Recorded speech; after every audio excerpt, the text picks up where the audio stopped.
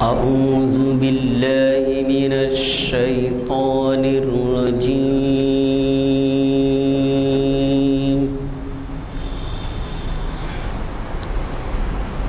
بسم الله الرحمن الرحيم.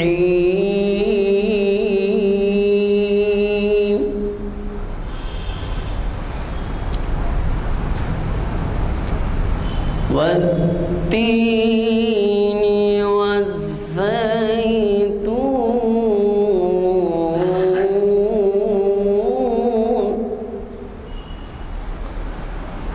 وطور سينين وهذا البلد الأمين.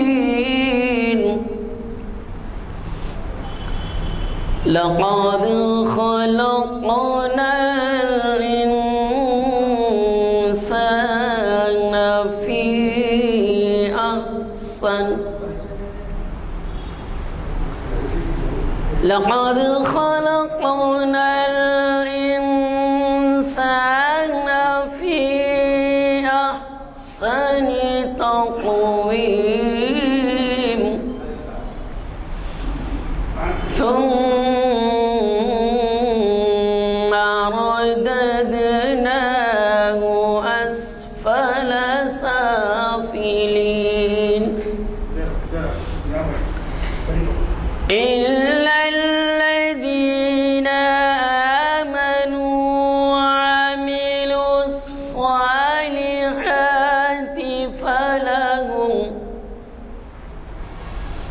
فلهم أجر غير ممنون.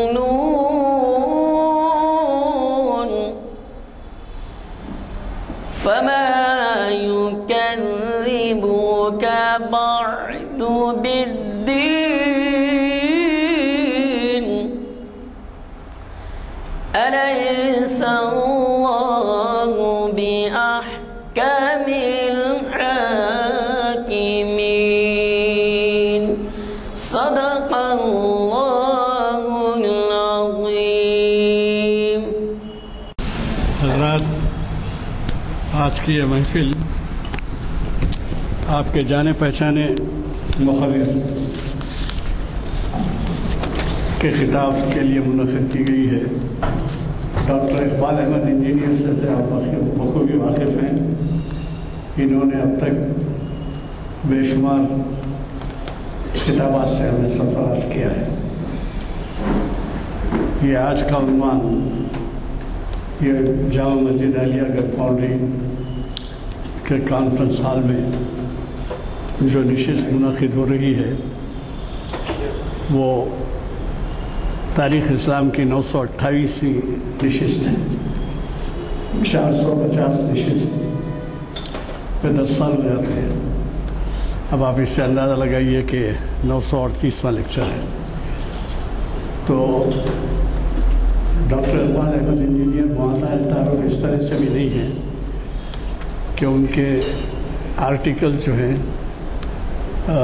کئی رسالوں میں چھپتے ہیں، اخبارات میں چھپتے ہیں. منصف میں تو بہت ہی پابندی سے ان کا ہوا مضامین ان کے تحریرات آتے ہیں جس سے بڑے استفادے کا موقع ملتا ہے. اگر آپ نہیں دیکھ رہے ہیں تو جب کبھی معلوم ہوا کہ منصف میں آپ کا آرٹیکل آیا ہے تو ضرور اس سے استفادہ کیجیے. آج محفل 19 سپٹمبر بروز 18 سپٹمبر 2021 بروز ہفتہ بعد اثر منعقد ہو رہی ہے. مجھے چندنا یہ کہنے کی ضرورت نہیں ہے کہ آج کے اجتماع کی توقع ہم نہیں رکھے تھے کہ اتنے ہوں گی، لیکن میرا اندازہ یہ ہے کہ آج کے مقرر صاحب کے کشش نے ان کو کھینچ لایا ہے. اور بعض ایسے چہرے ہیں جو شاید پہلی دفعہ شریک ہو رہے ہیں یا دور دور سے آ رہے ہیں. ہمارے یہاں ہمیں بڑی مسرت کا مقام ہے کہ اس طریقے سے آج کی محفل کا انعقاد عمل میں آ رہا ہے. میں آپ کا زیادہ وقت لیے بغیر بات دراصل یہ ہے کہ کل یہ تہوار ہے گنیش کا، تو آج یہ شعبے میں پڑ گئے تھے ہم کہ کہ محفل رکھی جائے، اس کو ملتوی کیا جائے، لیکن اللہ کا شکر ہے کہ ہم نے جرأت کی اور اس کا نتیجہ یہ ہوا کہ بالکل کامیابی سے محفل کا انعقاد عمل میں آ رہا ہے۔ تو میں آج کے ہمارے مخرج صاحب ڈاکٹر اقبال احمد انجینئر صاحب سے گزارش کرتا ہوں کہ وہ شہ نشین پر تشریف لائیں اور اپنے دیے ہوئے عنوان کیا تاریخ اپنے آپ کو دہراتی ہے سے ہمیں سرفراز فرمائیں۔ رسول الکریم ربی اشرح لی صدری ویسر لی امری واحلل عقدۃ من لسانی یفقہوا قولی۔ ہمارے بزرگ غلام یزدانی صاحب اور مصلیان مسجد ایک عرصے بعد حالات کے اعتبار سے دور ہونے کے بعد پھر ایک موقع مل رہا ہے کہ آپ سے گفتگو کریں اور ان حالات پہ بھی غور و فکر کریں۔ اس محفل کی شروع کرنے سے پہلے ایک دعا نبی کریم صلی اللہ علیہ وسلم نے سکھائی، اس کو پڑھ لیں، اس کے بعد جو ہے موضوع پہ آ جائیں۔ اللہم انی اسألک نفسا بک مطمئنہ وتؤمن بلقائک وترضى بقضائک وتقنع بعطائک۔ نبی کریم صلی اللہ علیہ وسلم نے امت مسلمہ کو سکھایا کہ دعا کرو اللہ سے ایسے نفس کی جو یہ کہے کہ اللہ میں تجھ سے مطمئن ہوں اور تجھ سے ملنے پر میرا ایمان ہے، تو جو فیصلہ میرے حق میں کرے گا میں اس پہ راضی ہوں، اور دنیا میں جو کچھ تو مجھے دے گا اس پر میں قناعت کرتا ہوں۔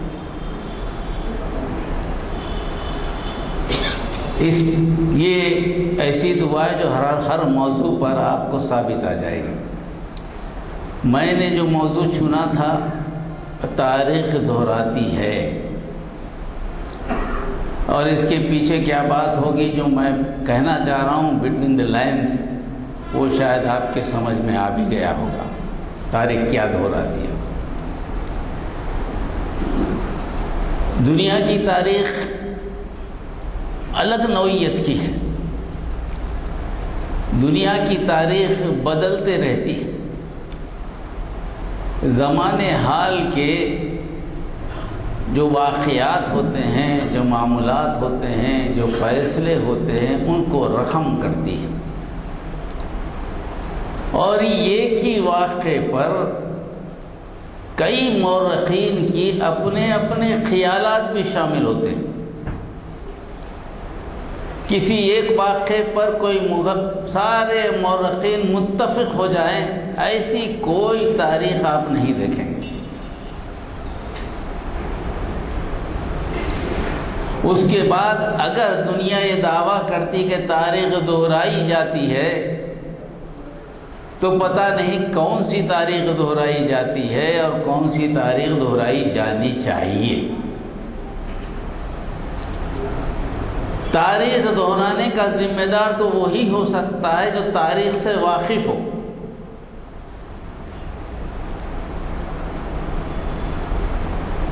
تاریخ میں جو گزرے واقعات اس سے بھی واقف ہو، اب جو گزر رہے ہیں اس پر بھی اس کو دسترس ہو، آئندہ جو ہوں گے اس پر بھی اس کی دور اندیشی کا مظہر ہو، اور عقل کو استعمال کر کے کوئی پریڈکشن بھی کر سکے۔ گو کہ انسان کوشش کرتے ہیں، مگر تاریخ دہرانے کے اسی معاملے میں اتنے جھگڑے ہیں کہ ہر آدمی اپنی قوم کی تاریخ اپنے اعتبار سے بیان کرتا ہے۔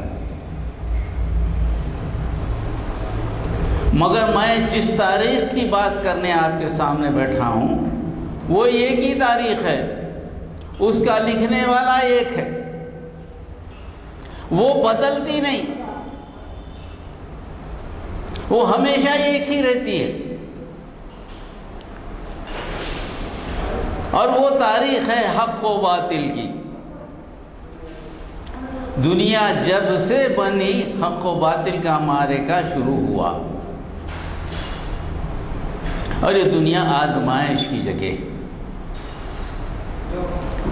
دنیا بنانے والے نے کہا کہ میں تمہاری تاریخ لکھوں گا، اور تاریخ میں جو کچھ واقعات ہوں گے وہ بھی بتا دوں گا، اور اس تاریخ میں تم اپنا نام کیسا کماؤ گے وہ بھی بتا دوں گا، اور نام تم کس طرح بدنام کر لو گے وہ بھی بتا دوں گا۔ ایک ایسا پرچہ، ایسے پرچے آزمائش کا امتحان تمہارا ہے جس میں تم کو سوالات بھی معلوم ہے، جوابات بھی معلوم ہے، اور نتیجہ بھی معلوم ہے۔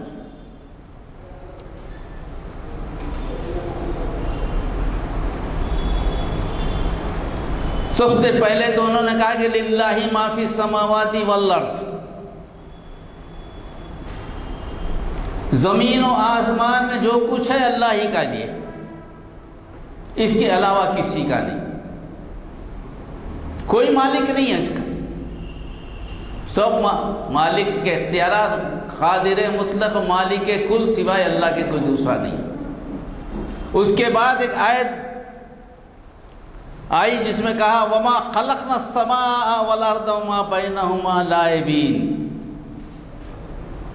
ایک تو ملکیت بتا دی، دوسری آیت میں یہ بتا دیا کہ ہم نے زمین و آسمان اور اس کے درمیان جو چیزیں پیدا کی ہیں، جو چیزیں رکھی ہیں، وہ کھیل کود کے لیے نہیں رکھی، کھیل کود کے نہیں رکھی، تمہاری پیدائش بیکار نہیں ہے۔ وما خلقت ھذا باطلا، جو کچھ ہم نے پیدا کیا ہے وہ باطل نہیں ہے۔ اور کہا وما خلقت الجن والانس الا لیعبدون، پیدا کرنے کا مقصد بھی بتا دیا، ہم نے تم کو پیدا کیا، جن اور انس کو پیدا کیا ہے اللہ کی عبادت کے لیے، یعنی اللہ کی عبادت کا مطلب پیدائش کے مقصد کو جاننا، کون پیدا کیا ہے اس کو معلوم کرنا، اپنی زندگی کے مقاصد کیا ہے اس کو سمجھنا، اور اسی کی سرخروئی، اسی کی کامیابی کے لیے محنت کرنا، یہاں تک کہ تمہاری زندگی کی مہلت ختم ہو جائے۔ عابدین کا مطلب، عبادت کا مطلب، وسیع مطلب تو ہر لمحہ، زندگی کا ہر پل اللہ کی مرضی سے گزرے۔ نماز، روزہ، حج، زکوٰۃ یہ شریعتی عبادتیں، مگر زندگی کا ہر پل، پیدا ہونے سے لے کر ہوش میں ہے اب مرے تک، ہر پل ہر لمحہ اللہ کی وحدانیت، اس کی ذات، اس کی صفات، اس کے اختیارات، اس کے احکامات کے مطابق گزرے تو ٹھیک ہے۔ اور اس کے ساتھ دنیا کی آزمائش کے لیے جہاں آپ کا نفس ہے، آپ کا ہمارا ایک دشمن شیطان بھی ہمارے ساتھ موجود ہے، کیونکہ شر و خیر کا اختیار تو آپ ہی کو۔ دنیا رکھ دی گئی، یہ میرا حکم ہے، میری قرآن ہے، میرے نبی ہیں، یہ شیطان ہے، شیطان کا حکم ہے، شیطان کے چیلے ہیں، اب کس کو تم فالو کرتے تم ڈیسائیڈ کرو۔ دونوں چیزیں بتا دی گئیں اور ثبوت بھی دے دیا گیا تمہاری فطرت کیا ہے۔ کبھی آگ میں ہاتھ ڈالتے ہوئے دیکھا کسی آدمی کو؟ کوئی نہیں ڈالتا، کیوں؟ اس کو معلوم ہے کہ آگ جلا دیتی، نقصان پہنچاتی۔ کسی اونچائی سے کودتے ہوئے کسی کو دیکھا ہے؟ نہیں دیکھا، معلوم ہے اوپر سے گرے گا تو مر جائے گا۔ کسی میں پانی، کسی کو تیرنا نہیں آتا، پانی میں کودتے ہوئے کسی کو دیکھا ہے؟ کوئی نہیں دیکھتا۔ اپنی ہر پسند میں کوئی چیز خریدیں گے تو بہتر سے بہتر چیز خریدیں گے، یہاں تک کہ بھی شادی بھی کریں گے تو بڑی حسین عورت سے شادی کرنے کی طرف مائل ہوں گے، یعنی اپنے لیے جو پسند کریں گے وہ بہترین چیز، یہ فطرت انسان ہے۔ جب آخری گھر جو ہے جس میں ہمیشہ رہنا ہے، اس گھر کو بنانے کے لیے بھی تو بہترین چیزیں ہونی چاہیے نا، بہترین فرنیچر ہونا چاہیے، بہترین سراؤنڈنگز ہونی چاہیے، لوگ اس گھر کو دیکھ کر رشک کریں، ایسا ہونا چاہیے۔ اس کے لیے بھی تو محنت کرنی پڑے گی، اور یہ کام اللہ کے احکامات کی پابندی میں نظر آتا ہے۔ اور تاریخ اللہ تعالیٰ نے بتا دی، حق و باطل کے جھگڑے میں ہمیشہ حق ہی کامیاب ہوگا، باطل کو موقع ملے گا ضرور، جس طرح حق کو ملے گا باطل کو ملے گا، ورنہ آزمائش کا ہے کی، آزمائش کا ہے کی۔ مگر اللہ نے وعدہ کیا، تاریخ کا فیصلہ اللہ نے کیا ہے، وہ کیا کیا ہے؟ وَلَوْلَا دَفْعُ اللَّهِ النَّاسَ بَعْضُهُمْ بِبَعْضٍ لَفَسَدَتِ الْأَرْضُ وَلَكِنَّ اللَّهَ ذُو فَضْلٍ عَلَى الْعَالَمِينَ۔ اللہ تعالیٰ نے ایک تاریخ کھینچ دی، تمہاری تاریخ یہ ہے کہ جب گناہیں بڑھ جائیں گے، جب اللہ کے حقوق کی ادائیگی، بندوں کے حقوق کی ادائیگی میں ظلم و زیادتی ہوگی، اور اللہ کی حکمت، اللہ کے احکامات کمزور پڑ جائیں گے، مسلمان بھی کمزور ہو جائیں گے، ایمان والے جب کمزور ہو جائیں گے، باطل اپنے اقتدار میں مگن ہوگا، غرور و کبر میں، ہر ایک کو ملیامیٹ کرنا، ہر ایک کو اپنے ساتھ ملانے کی کوشش کرے گا، اعلاء کلمت الحق کا بولنا مشکل ہو جائے گا، مسلمان اپنے آپ کو مسلمان بولنے سے ڈرے گا، زندگی ان کی دوبھر کر دی جائے گی۔ ایسے وقت اللہ نے کہا کہ اللہ کی مدد آئے گی جب ایسے حالات پیدا ہو جائیں گے، اللہ جب بعضوں کو بعضوں سے نہیں بدلے گا تو دنیا میں فساد مچ جائے گا، اللہ تعالیٰ فساد کرنے نہیں دیتا کسی کو۔ یہ تاریخ کا وہ سبق ہے جس میں مسلمانوں کو، اہل ایمان کو جو کمزور ہیں، ان کو اللہ تعالیٰ ہمت بندھا رہا ہے کہ دیکھو، کبھی بھی اپنے آپ کو یہ نہیں سمجھنا کہ اللہ تمہیں بھول گیا ہے، اللہ تعالیٰ کی طریقہ کار ہیں۔ تِلْكَ الْأَيَّامُ نُدَاوِلُهَا بَيْنَ النَّاسِ، کبھی تم کو حاکم بنا کر آزماتا ہے تو کبھی محکوم بنا کر آزماتا ہے، کرتا تو وہی ہے، اسی کا اختیار ہے اور کوئی نہیں کر سکتا۔ اگر دنیا کے حکمران سارے مل کر یہ کہہ رہے ہیں کہ ہمیں قدرت مل گئی ہے کہ ہم دنیا پر قبضہ کر لیں گے، ایسا ہو نہیں سکتا۔ آدم علیہ السلام سے لے کر نبی کریم صلی اللہ علیہ وسلم سارے پیغمبر کی زندگی دیکھیے، جب فساد مچا، نوح علیہ السلام آئے، اللہ کی ذات میں شریک کیا گیا، سارے لوگ مخالف، 950 سال کی محنت، مہلت کتنی ملی؟ 950 سال کی مہلت بھی دی گئی ظلم و زیادتی کے لیے۔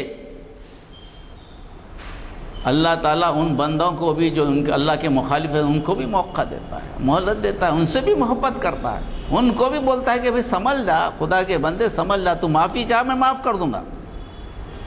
اللہ کی فطرت میں معافی ہے، اللہ کسی پہ ظلم کرنا نہیں چاہتا، اپنے بندوں کو آزما رہا ہے، بندوں کو نقصان پہنچا رہے ہیں، اپنے چاہنے والوں کو نقصان پہنچایا جا رہا ہے، مگر اللہ بولتا ہے میں بھی ان کو پسند کرتا ہوں، ان کو موقع دوں گا نا، تم کو تو میں چن لیا ہوں، تم کو تو منتخب کر لیا ہوں، تمہارے لیے کیا مسئلہ ہے، تھوڑا سا برداشت کر لو، کتنی زندگی ہے، برداشت کر لو، مگر ان کی زندگی بھی مجھے محبوب ہے،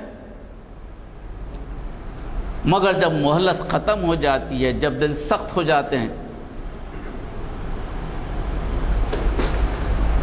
ثم خست قلوبهم فهي كالحجارة أو خصفة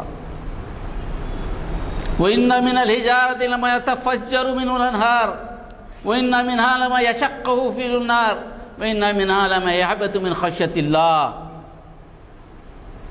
جب ایسی نشانیاں آ جاتی ہیں، ایسا نہیں کہ نشانیاں نہیں اس زمانے میں بھی نہیں دی گئی، اللہ کے معجزے بتائے گئے، بجائے اس کے کہ معجزے معلوم ہو جاتے، حق معلوم ہو جاتا، اس کو قبول کرتے، مگر اللہ نے کہا کہ ان کے دل سخت ہو گئے، یہ دیکھ کے اور بھی سخت ہو گئے، پتھر ہو گئے، پتھر سے بھی سخت۔ پتھروں میں بھی یہ خوبی ہے کہ پتھروں سے نہریں نکل جاتی ہیں،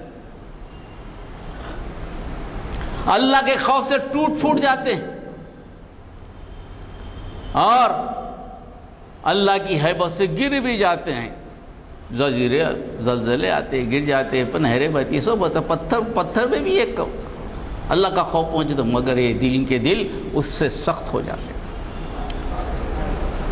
اب یہ وہ وقت ہوتا ہے جب اللہ تعالیٰ ان کو دوسروں سے وہ ایمان والوں کو ان سے نجات دے دیتا ہے۔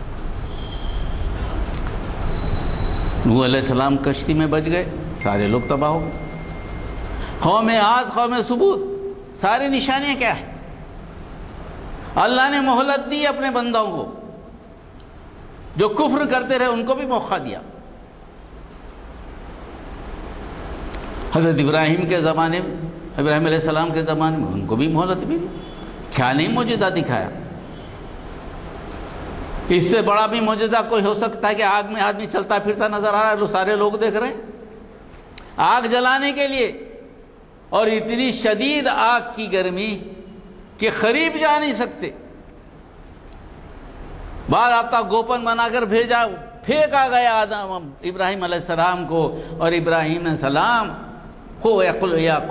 وَقُلْنَا يَا نَارُ كُونِي بَرْدًا وَسَلَامٌ عَلَىٰ ابراہیم، ہم نے حکم دیا نار کو کہ بھئی ابراہیم پر سلامتی، ٹھنڈی اور سلامتی بن جا، اور چل رہے باغ کی طرح۔ اور اس سے بڑا بھی معجزہ کوئی ہو سکتا ہے؟ مگر اس کے باوجود بھی نمرود نے کہا کہ بھئی یہ رہا تو میری سلطنت چلے جائے گی، اس کو بڑھا دو یہاں سے۔ مان لیتا تو اس کا دل پتھر نہیں ہو گیا تھا، پتھر سے بھی بڑھ کے خراب ہو گیا تھا۔ اور اس کا انجام کیا ہوا؟ انجام دیکھیے، اب تاریخ، اللہ کی جو تاریخ ہے وہ یہ یاد دلا رہا ہوں، اللہ کی تاریخ۔ نمرود اللہ کو پکڑنے کے لیے، اللہ اونچائی پہ ہے تو اونچائی کے لیے بناتا ہے اونچائی، بڑا اونچائی پہ چل کے بعد تیرا اللہ کہاں ہے؟ وہاں ایک مچھر، معمولی مچھر ناک میں گھسا، اور معاملہ یہ ہوا کہ نکلتا نہیں، لوگوں سے بولتا رہا، غرور کا سر اتنا تھا کہ اوپر چڑھا تھا، بعد میں یہ بولتا رہا کہ چپل مارتے رہے لوگ، جب مارتے ٹھنڈا پڑتا، پھر گڑبڑ کرتے، پھر مارتے۔ کیا عبرتناک موت ہے! یعنی بڑے سے بڑے آدمی کو اللہ تعالیٰ مچھر جیسی حقیر چیز سے مروا ڈالا۔ یہ اللہ کی سنت ہے، جتنا اونچا ہوگا اتنی حقیر چیز جو ہے نا اس کی جو ہے موت کا باعث بنے گی۔ کوئی اچنبھا نہیں ہے، کوئی نئی بات نہیں ہو رہی۔ فرعون جس کو دریائے نیل سے بڑی محبت تھی، وہ جس کو زندگی سمجھتا تھا، جب کو اپنی زندگی میں بتاتا ہے کہ میرا مقصد ہے دریائے نیل سے میں جانا چاہتا ہوں، وہی دریائے نیل میں غرق کر دیا گیا، کچھ نہیں کر سکا۔ اس کے بعد کے جتنے شقی القلب لوگ ہیں، جتنے ظالم لوگ ہیں، ان کی پوری ہسٹری اٹھا کے دیکھیے، سب کی زندگی جہاں اقتدار کی اونچائی پر بیٹھے تھے، بڑی سی بڑی کرسی پر، ان کو جو شکست ہوئی وہ شکست معمولی مچھر سے ہو گئی، پانی سے ہو گئی، انسانوں سے ہو گئی۔ ابو جہل کو مارنے والے کون تھے بھائی؟ بچے تھے نا، کوئی آزمودہ سپاہی نہیں تھے، جرار سپہ سالار نہیں تھے، بچے جا کے مارے۔ تو یہ اللہ کا اصول ہے، یہ تاریخ ہے، یہ تاریخ۔ ایسا نہیں ہے کہ کسی زمانے میں اللہ تعالیٰ نے کوئی مثال نہیں دی، مگر یہ کب حکم آتا ہے؟ وہ اس وقت حکم آتا ہے جب کفر کی مہلت ختم ہو جاتی ہے۔ کفر کی جب مہلت ختم ہو جاتی ہے، اللہ تعالیٰ کافروں کو، جو ان کو بھی پسند کرتا ہے، اللہ ان سے بھی محبت کرتا ہے، جب ان کو موقع دیتا ہے کہ اپنی زندگی سے استفادہ کرو، اللہ کو قبول کرو۔ قرآن میں ان الذین کفروا وماتوا وہم کفار کہا گیا، مسلمانوں کو حکم دیا گیا جو لوگ کفر کریں، حالت کفر میں مر جائیں، انہیں کافر کہو، اس سے پہلے کافر مت کہو، کیونکہ وہ نہیں معلوم کہ مرنے سے پہلے وہ اسلام قبول کر لے۔ یہ تاریخ کے اصول ہیں ہمارے، اللہ کے بنائے اصول۔ مگر جب عذاب آنا شروع ہوتا ہے تو یہ سمجھ لو کہ مہلت ختم ہو گئی ہے، پکڑ مضبوط ہو رہی ہے۔ اب اس کے پاس بچنے کا کوئی طریقہ نہیں ہے۔ جس کے پاس کامل اختیار ہو، جس کے پاس طاقت ہو، جو سب کچھ فیصلے کر سکتا ہو، آدمی کیا کر سکتا ہے؟ آدمی کوشش کر سکتا ہے نا، آدمی کے پاس نتیجہ ہاتھ میں ہے اس کے۔ ہر انسان کوشش ہی کر سکتا ہے کہ میرے ذرائع ہے، میں کوشش کروں گا، کامیابی اس کے اختیار میں نہیں ہے۔ دنیا کی ساری قومیں مل کر بھی کوشش کر کے دیکھ لیں، کامیابی ان کے اختیار میں ہے کیا؟ اب اتنا بڑا معجزہ بھی سامنے آ جائے آپ کے، تو یہ سمجھ لو کہ یہاں سے الٹی گنتی تو نبی کریم صلی اللہ علیہ وسلم سے شروع ہو گئی۔ آپ نے اپنے آمد کا مقصد بتا دیا کہ میرے اور قیامت کے درمیان کا فاصلہ یوں ہے، یہ 1 انگلی 2 انگلی ملے گی۔ مگر اس تاریخ کا قیامت تک پہنچنے کا تاریخ کا آخری باب جو لپیٹ دیے جانے کا ہے، وہ باب ایسا شروع ہوتا ہے کہ وہ بھی کھل گیا ہے۔ اب مہلت دنیا کو نہیں ملنے والی، یہ ذہن میں رکھے آپ۔ آج بھی تو آپ نے وہی دیکھا نا، ساری دنیا کی طاقت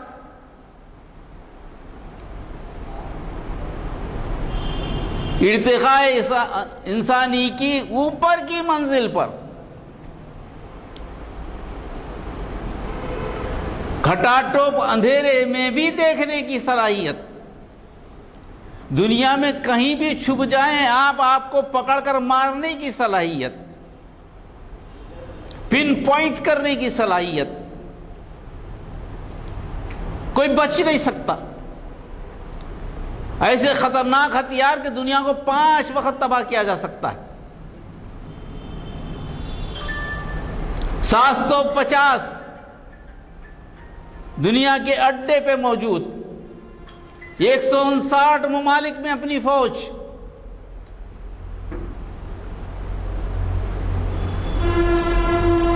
ایسی قوت آج کی دنیا میں کسی کے پاس نہیں۔ سارے ٹیکنالوجی کے جتنے بھی طریقے ہو سکتے ہیں جن کو استعمال کر کر تباہ کرنے کے ہتھیار بن سکتے ہیں، وہ سارے کے سارے موجود۔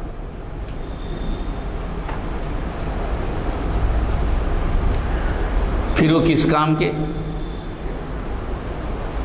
پھر وہ کس کام کے بھائی؟ استعمال کرنے کے باوجود نتیجہ نہیں نکل رہا۔ سب آپ کے پاس موجود ہے، ایسا نہیں کہ نہیں موجود ہے، ہر چیز استعمال کر کے دیکھ لیا، مگر رزلٹ کس کے پاس ہے؟ رزلٹ تو اللہ ہی کے پاس ہے نا۔ ایک نہیں 2 دہائیں انتظار کر لیا،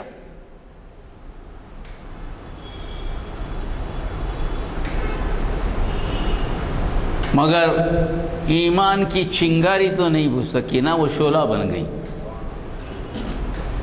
وہ شعلہ بن گئی نظر آ رہا ہے. اس ظلمتوں میں چراغ جل اٹھا ہے.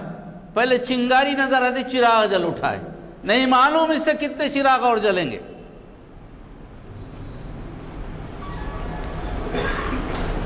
اس کے باوجود بھی سمجھ میں نہیں آتا ہو اور یہ سمجھتے ہو کہ ہماری کہاں کمزوری ہوئی ہے، ہم سے کہاں غلطی ہوئی ہے، ہم اپنی غلطیوں کو ڈھونڈیں گے، ہماری اپنی شکست کے معاملات کو، وجوہات کو معلوم کرنے کی کوشش کریں گے.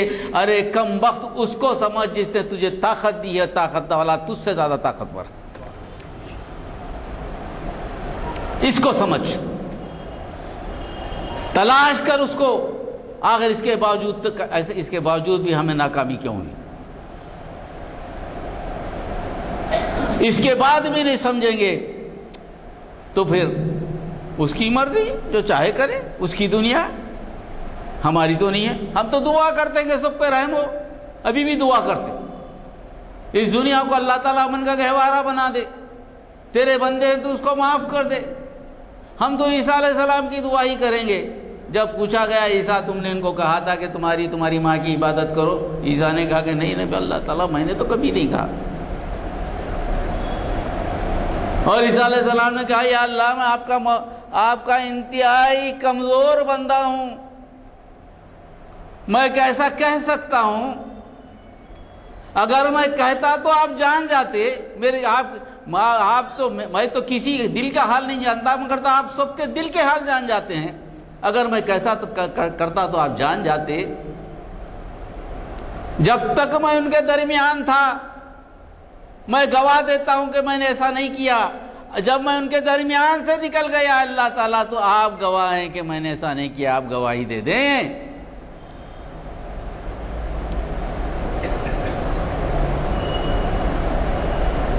اب پھر جو میری بات مانے یا اللہ تعالیٰ میرے ہیں، جو آپ کی میری بات نہیں مانے یا اللہ تعالیٰ وہ آپ کے بندے ہیں. آپ غفور الرحیم ہیں، جو چاہے کریں. ہماری دعا بھی وہی ہے. اللہ سے ہم بھی وہی دعا کرتے ہیں کہ اللہ تعالیٰ رحم فرما، ہدایت دے دے ان لوگوں کو جو تیری مخلوق ہے. مگر ڈنڈا نکل، اللہ کی گرفت بڑی مضبوط ہوتی ہے. اب یہ رکے گی نہیں. لوگ چاہے کچھ بھی کہیں. اعتراض دو طریقے کے ہو رہے ہیں، یہ بھی میں آپ کو بتا دوں. یہ دو طریقے کے اعتراض ہیں. یہ کہ اقتدار میں جو آئے ان کو چاہیے کہ سب کا ساتھ لے کے اقتدار چلائیں. بات کہنے کو بڑی اچھی لگتی ہے، مگر ایک شکست خوردہ انسان کی بات کون سنے گا؟ کامیاب آپ ہیں، سب چیز آپ کے پاس ہے، آپ اپنی بات چلائیں گے یا شکست خوردہ آدمی کی بات سنیں گے؟ دنیا میں مخالفت کے پروپیگنڈے کے لیے اگر یہ بولا جا رہا ہے سب کو ساتھ لے کے چلو، کیسا ممکن ہے؟ دنیا کا کرتی ہے ایسا؟ کیا ممکن ہے؟ ایسا ممکن نہیں. ہو رہا ہے یہاں ہمارے پاس ایک جماعت آتی ہے، اقتدار پہ آتی ہے، اسی کی پالیسی چلتی ہے. اس میں کانگریس شامل نہیں ہو سکتی، اس میں سی پی ایم شامل نہیں ہوتی، اس میں کسی شامل نہیں ہو سکتی. اسی کی پالیسی چلتی ہے. امریکہ میں ریپبلکن آئے تو ریپبلکن کی پالیسی چلے گی، ڈیموکریٹ شامل نہیں ہوں گے. ہر جگہ پر لبرلز آئیں گے تو لبرل چلیں گے، کنزرویٹو آئیں تو کنزرویٹو چلیں گے. آپ کا اپنا طریقہ کار. مگر دوسروں سے مطالبہ یہ ہے کہ سب کو ساتھ لے کے چلو. کیسا ہوگا؟ کیسا ہوگا؟ آپ کا اپنا کانسٹیٹیوشن ہے، آپ اس پر عمل کریں گے. امریکن کانسٹیٹیوشن پہ عمل کر سکتے ہیں آپ؟ نہیں کر سکتے. برٹش کانسٹیٹیوشن میں کر سکتے ہیں؟ نہیں کر سکتے. آپ نے جو پسند کیا سب لوگ مل کے بنائے وہی کانسٹیٹیوشن چلے گا نا. آپ دوسروں کو بولیں گے نہیں یہ ایسا قانون بنا مجھے پسند ہے، وہ قانون بنا مجھے پسند ہو، یہ بات تو نہیں چلے گی نا، یہ بات تو نہیں چلے گی، کون قبول کرے گا اس کو؟ ہر ایک کو حق ہے اپنی زندگی گزارے، کیسی گزارے، آپ کو اعتراض کرنے کی کہاں گنجائش؟ آپ متاثر ہونے تو گنجائش پیدا ہو، آپ کہاں متاثر ہو رہے ہیں؟ تو یہ کیا ہے؟ یہ دراصل ہارنے کے بعد کا وہ پروپیگنڈا ہے جس سے ہارے ہوئے سارے لوگ ایک جگہ ہو کر پھر کوشش کریں۔ بھائی ان کے بھی سمجھدار لوگ سمجھ گئے ہیں کہ یہ معاملہ جو ہے انسانوں کا نہیں ہے، کوئی الگ قوت ہے جو شامل حال ہے۔ اب اس سے مقابلہ کر رہا ہے تو کریں کوشش، اور ایک کوشش کر لیں، کس کو کیا پڑی۔ تیسری چیز، ہر ایسے وقت میں مسلمان عورت بڑی یاد آتی ہے سب کو، پتہ نہیں کیوں۔ مسلمان عورتوں سے بڑی محبت، ایسا محسوس ہوتا ہے کہ مسلمان عورتوں سے بڑی محبت۔ ہر جگہ یہی، عورتوں کو حقوق نہیں مل رہے ہیں، عورتوں کو حقوق نہیں دیے جا رہے ہیں۔ ارے آپ نے کیا حقوق دیے عورتوں کو؟ کیا حقوق ملا عورتوں کو؟ 19ویں صدی میں تو عورت کے لیے عورت کو برابر سمجھا گیا، 150 سال پہلے، 1400 سال پہلے سے بول رہے ہیں عورتوں کو برابر کا حقوق ہے۔ فیمنسٹ تحریکیں ابھی بھی چل رہی ہیں، ابھی بھی 33% ریزرویشن کی بات ہو رہی ہے۔ امریکہ جیسے ملک میں عورت کو صدر چنا نہیں جا سکتا، اور جس ملک کی آپ بات کر رہے ہیں وہاں آپ نے کیا کیا؟ اب جو رپورٹس آ رہے ہیں اس میں ذرا دیکھیے آپ، نوجوانوں کو نشے کا عادی بنایا گیا 2 دہوں میں۔ ایک کثیر تعداد ایسا ہے، ایک پل کے نیچے بیٹھی ہوئی ہے، نشے کے عادی ہے، ساری زندگی اسی میں ملوث ہے، ہزاروں کی تعداد ہے۔ یہ ہے انسانی حقوق۔ انسان کے سب سے بڑے علمبردار نے کسی قوم کو ایسا یہاں پہنچا دیا۔ جس حکومت کے خلاف آپ بول رہے ہیں وہ حکومت جب آئی تھی تو یہ نشے آور چیزوں کو بین کر دی تھی، اب بھی بین کرنے کا اعلان کر دیا گیا۔ مگر آپ نے کیا کیا؟ تجارت کی اس کی۔ وہ نوجوانوں کا کون ذمہ دار ہے؟ انسانی حقوق کدھر گئے؟ آج CNN کی رپورٹ کھول کے دیکھیے، جو احتجاج کر رہی ہیں عورتیں اور مرد، ان میں زیادہ تر تعداد کس کی ہے؟ بولتے ہوئے شرم آتی ہے۔ انسانی حقوق کے علمبردار، عورتوں کے حقوق کے علمبردار، اس میں زیادہ تر لیزبین ہیں، زیادہ تر ہومو سیکشولز ہیں، زیادہ تر ٹرانسجنڈرز ہیں، بڑی تعداد۔ تقریباً میں سمجھتا ہوں کہ 1.5-2 صفحے کا کالم ہے پورا۔ وہ لوگ دنیا سے پوچھیں گے ہم کو بچاؤ، ہماری زندگی ختم ہو جائے گی، ہم کو تو قتل کر دیں گے، یہ ہمارا حق ہے پیدائشی، اللہ نے ہم کو ایسے ہی بنایا، ہم تو اسی میں زندہ رہیں گے۔ چھپ گئے ہیں ہم، جو باہر آئے ہیں انہوں نے کہا کہ ہم نے کہا کہ ہم نے شادی کر لی ہے تو اپنے آپ کو بچانے کے لیے بات کر رہے ہیں۔ ایک بڑی تعداد آپ نے ان لوگوں کی بنا دی۔ یہ انسانی حقوق ہے؟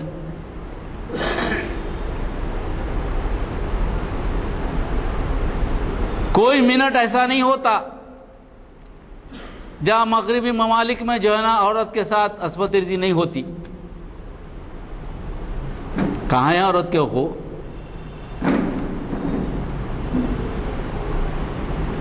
کتنے بچے ایسے ہیں جو آرمی میں شامل تھے جن کو معلوم ہی نہیں کہ ان کا باپ کون ہے، اور اب بھی بڑی تعداد موجود ہے۔ جس ہندوستان کی آپ بات کر رہے ہیں اس میں تو معلوم ہے کہ 6 سال کی بچی کے ساتھ کیا ہوا، روزانہ ایسا واقعہ ہو جاتا ہے۔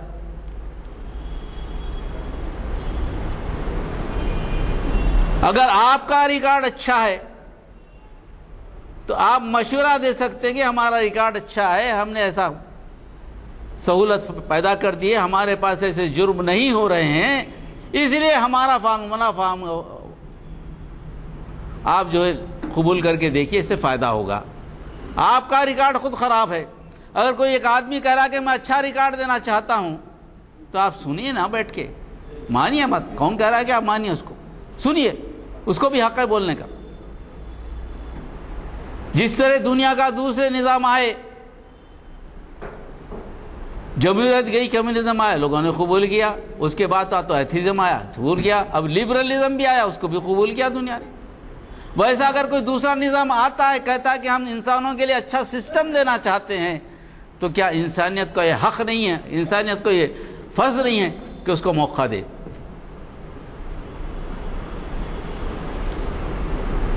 تو آج تاریخ، میں نے جو کہا تھا، تاریخ کا ایک ہی مطالبہ ہے، وَمَا أَرْسَلْنَاكَ إِلَّا رَحْمَةً لِلْعَالَمِينَ۔ یہ کس کی طرف سے بھیجا گیا؟ وہ خالق کی طرف سے کہا گیا کہ اے نبی کریم صلی اللہ علیہ وسلم، میں نے آپ کو رحمت للعالمین بنا کر بھیجا۔ یہ آیت کی مکمل تشریح ہوئی نہیں ابھی تک۔ عالمین میں جب تک کہ رسول اکرم صلی اللہ علیہ وسلم کا پیغام نہیں پہنچے گا، دنیا کے ہر گھر میں یہ نہیں پہنچے گا، قبول نہیں کیا جائے گا، اس آیت کی تشریح نہیں ہوگی۔ ایک وقت ضرور آئے گا کہ ساری دنیا میں اسی کا بول بالا ہوگا، اور کیا ہے وہ؟ قُلْ إِنَّمَا يُوحَىٰ إِلَيَّ، کہہ دیجئے نبی، اللہ نے میری طرف وحی کی ہے، إِنَّمَا إِلَٰهُكُمْ إِلَٰهٌ وَاحِدٌ، بے شک وہی تمہارا رب ہے اور واحد ہے۔ فَلَنْتُمْ مُسْلِمُونَ، کیا اس کے باوجود بھی تم اس مسلمان نہیں ہوگے؟ آپ قبول نہیں کرو گے اسے؟ سارے مذاہب یہ کہتے ہیں اللہ ایک ہے، کوئی نیا پیغام نہیں ہے، کوئی نیا پیغام نبی کریم صلی اللہ علیہ وسلم لے کے نہیں آئے۔ تم اپنے کتابوں کی طرف پھیر لو خود کو، یہی ملے گا بات۔ تو اللہ تعالیٰ مہلت دے رہا ہے ساری دنیا کو اور مسلمانوں کو بھی کہ تیار ہو جائیے، اپنے آپ کو درست کر لیجئے، اپنے اختلاف کو بلائیے، امت کے تصور سے زندہ رہیے، مسلکوں کے تصور سے نہیں۔ اب یہ وقت ہے، اس کے بعد موقع نہیں ہے۔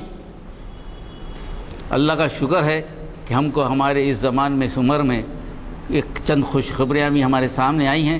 اللہ سے دعا ہے کہ اللہ تعالی ہم کو اچھا وقت بھی دکھا دے، ہم نے تو ہمارے بچوں کو دکھا دے، ہم کو بھی دکھا دے۔ ایک خوشخبری تو مل گئی ہم کو اتنے مصائب کے بعد، اسی لیے اللہ تعالیٰ سے دعا ہے کہ اللہ تعالیٰ آپ کو، ہم کو اس معاملے میں کچھ ورک کرنے والا بنائے، بچوں کی طرف توجہ کرنے والا بنائے، ذات کو سمجھائے، قرآن و اسوہ حسنہ کو سمجھائے، اور وقت کی نزاکت کو جاننے کے ہتھوڑا چل چکا ہے، خدا نہ خواستہ ہم اس سے محفوظ رہیں۔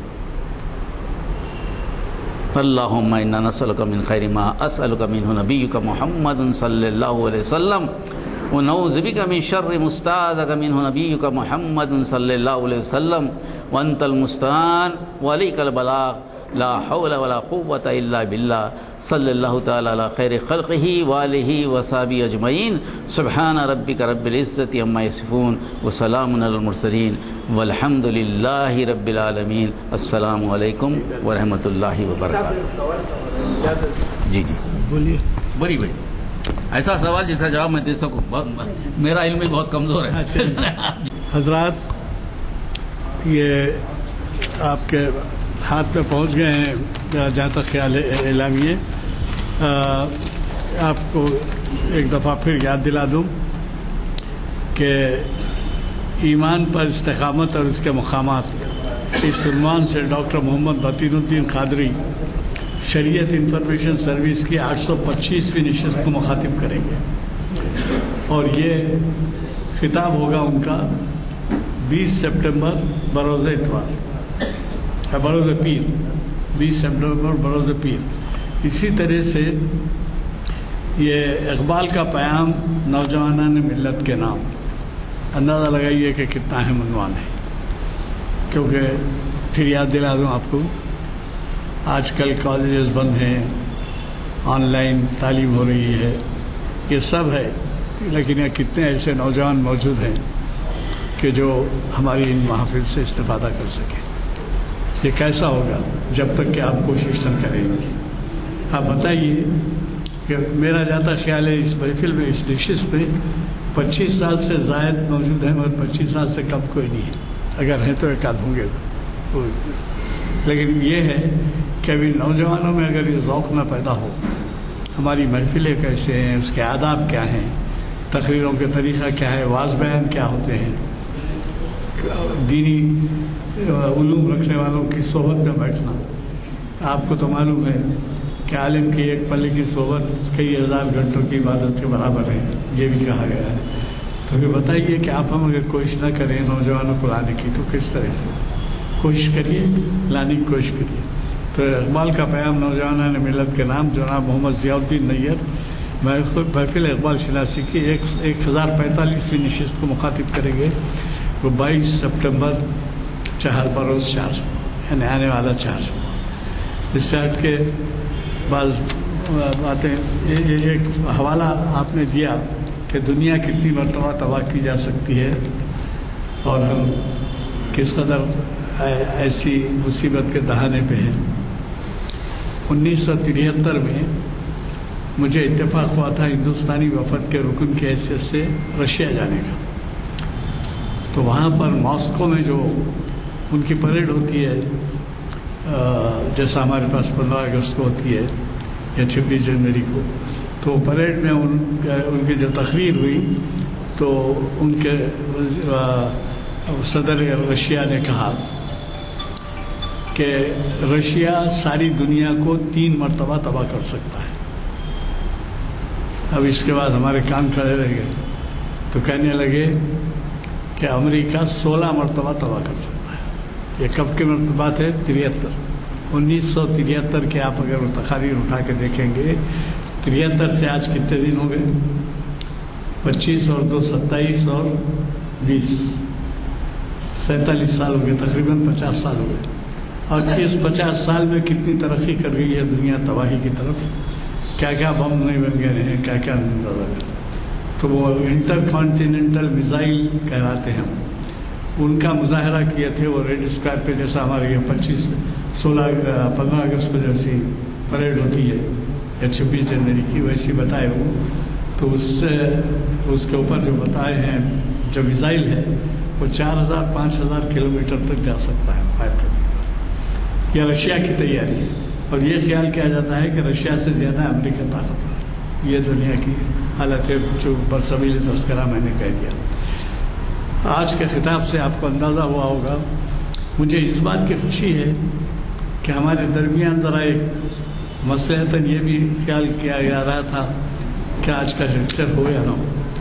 چنانچہ آج کے مخرج صاحب نے بھی مجھ سے دریافت کیا، لیکن مشکور ہوں ان کا کہ جب ان سے میں نے کہا کہ نہیں صاحب آج کا لیکچر ملتوی نہیں ہوگا، تو برابر شاید ایسے علاقے سے جہاں جوخم بھی ہے نکلنا، وہاں سے بھی تشریف لا کے آپ ہمارے کو جو ہے فیضیاب کیے اتنے اہم خطاب سے۔